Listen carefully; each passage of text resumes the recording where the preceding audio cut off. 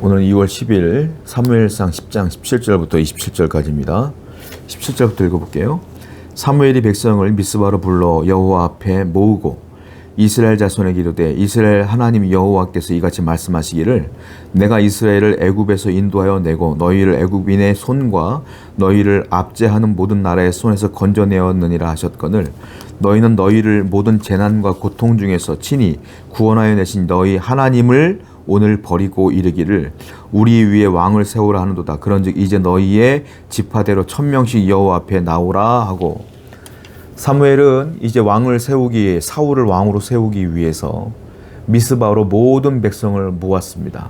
그리고 먼저 왕을 세우기 전에 사무엘은 호되게 이스라엘 백성들을 꾸짖습니다. 너희들이 이제 왕을 세울 것인데 하나님이 허락했기 때문에 왕을 세운다. 그런데 분명히 알아라. 이 왕을 세우는 행위는 하나님이 너희들을 애굽의 압제에서 건져낸 모든 하나님의 은혜에 너희들이 배은망덕한 것이다. 너희들이 오늘 왕을 세우므로 말미암아 하나님을 버리는 것이다. 이렇게까지 얘기를 해요. 이 왕을 세운다는 건 하나님을 버리는 행위라고 얘기하면서, 그런데도 하나님이 너희들이 왕을 세우는 걸 허락했다. 지파대로 1000명씩 앞으로 나와라. 이렇게 얘기하는 거예요. 여러분, 하나님은 왕을 세우는 거 탐탁지 않았어요. 왜? 왕을 세우는 것은 하나님을 버리는 것이라고 사무엘에게 얘기했어요. 그런데도 불구하고 우리가 이미 말씀을 봤지만 하나님은 이 사울을 세우는데 굉장히 적극적으로 일하시는 걸 보게 돼요. 무슨 말일까요?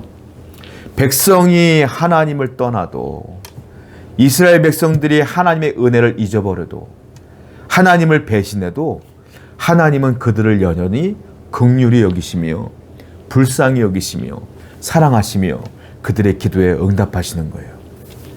우린 이 부분에서 하나님의 사랑을 느낄 수가 있어요. 하나님이 이스라엘 백성들이 그렇게 배은망덕해도 여전히 하나님이 이스라엘 사람들을 사랑하시는구나 라는 것들을 깨닫게 됩니다.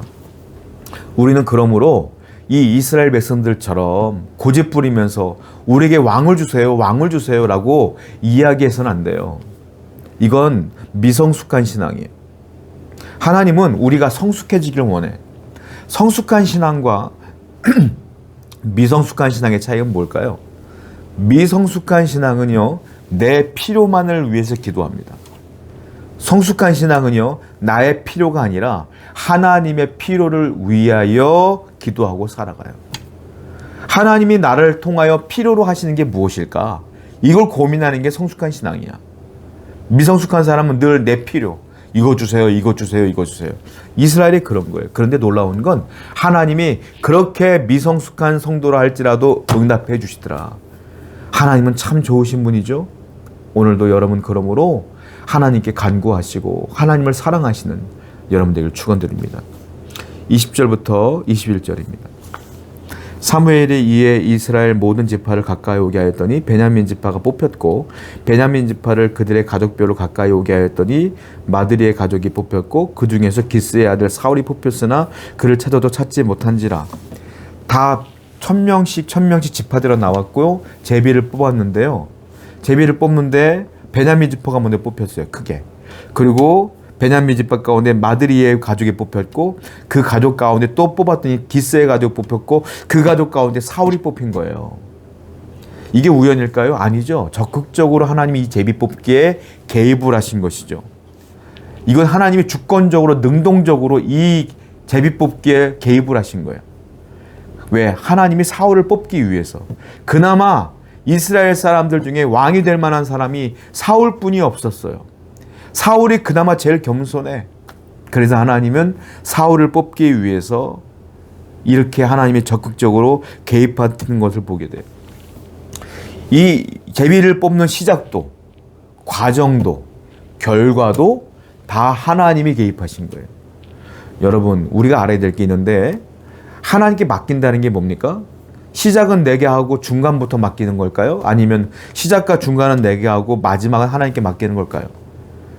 시작도, 과정도, 결과도 하나님께 맡기는 거예요. 그럼 어떤 일이 벌어지냐?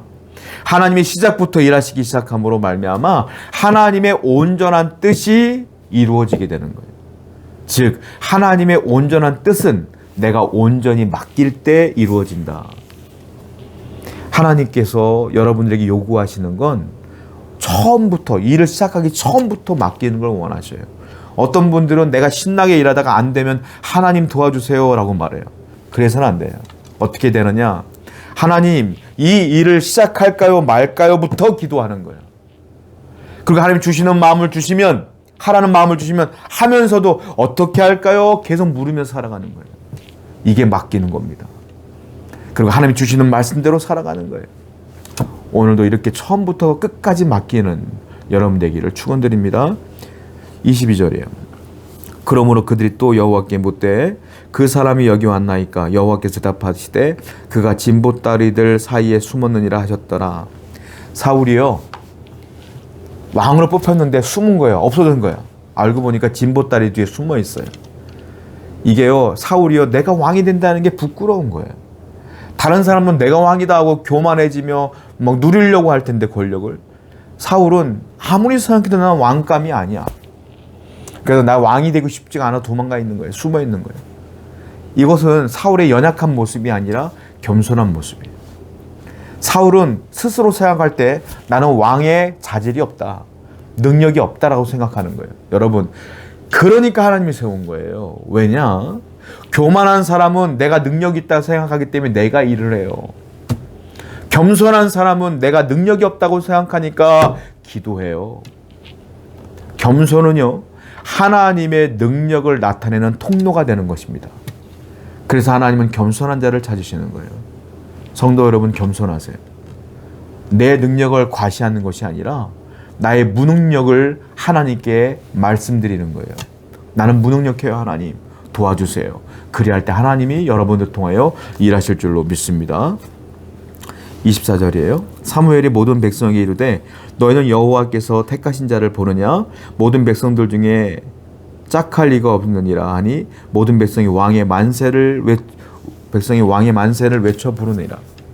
자, 사무엘은 처음에 뭐라고 그랬습니까? 너희들이 왕을 세우는 건 하나님을 버린 것이다 라고 왕을 세우는 걸 탐탁지 않게 여겼어요, 사무엘도.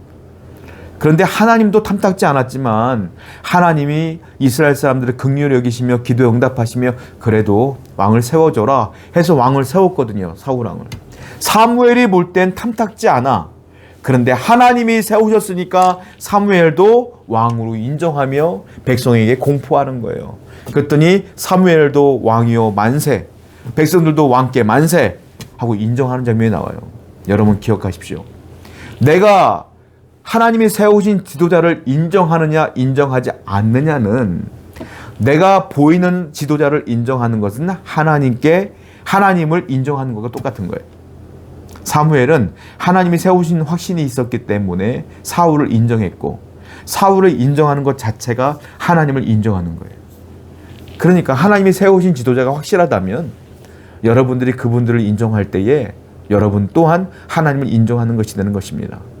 그러므로 우리 교회는 항상 하나님이 세우신 지도자를 인정할 수 있는 서로 겸손한 성도가 되어야 될 줄로 믿습니다.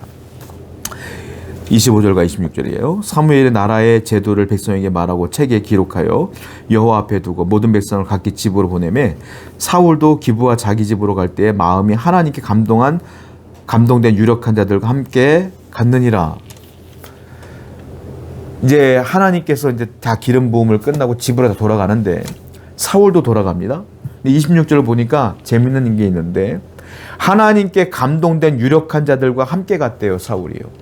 갑자기 사울이 왕이 되니까 하나님의 말씀에 감동된 유력한 자, 무슨 말이에요? 능력 있는 자, 돈 있는 자, 힘 있는 자들이 사울 옆으로 착 달라붙는 거예요.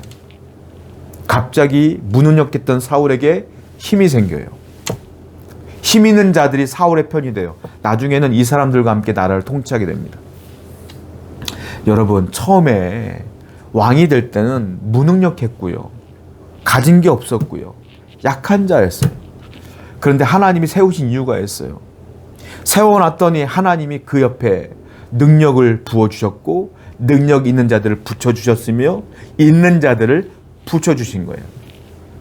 기억하세요. 하나님이 사명을 주실 때는 나는 아무 능력이 없습니다 라고 하지만 하나님이 감당할 능력을 주십니다.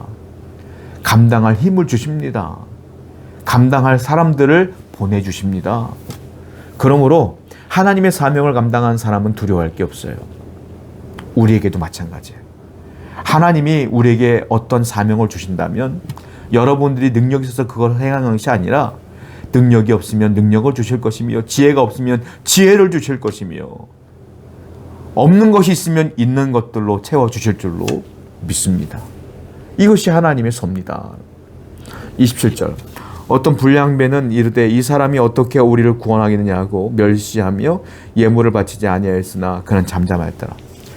사울이 왕이 되었지만 이스라엘 백성들이 다 좋아할 리는 없죠.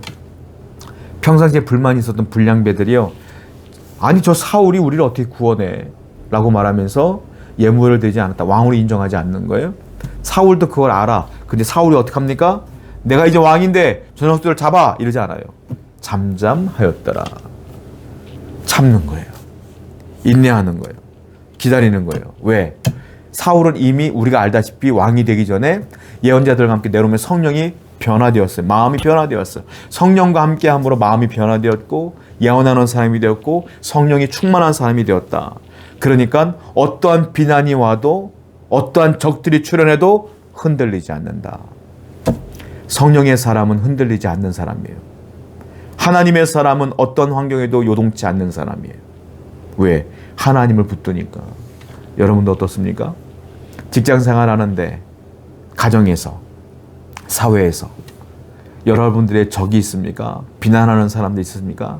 힘들게 하는 사람이 있습니까? 흔들리지 마세요. 그 사람들은 하나님께 아무것도 아닌 거예요. 하나님이 여러분의 편입니다. 기억하시고 오늘도 승리하는, 믿음으로 승리하는 여러분 되기를 축원드립니다. 기도합시다. 오늘도 성령의 사람이 되어 흔들리지 않는 믿음으로 나아갈 수 있도록 인도하여 주옵소서. 예수님의 이름으로 기도드렸습니다. 아멘.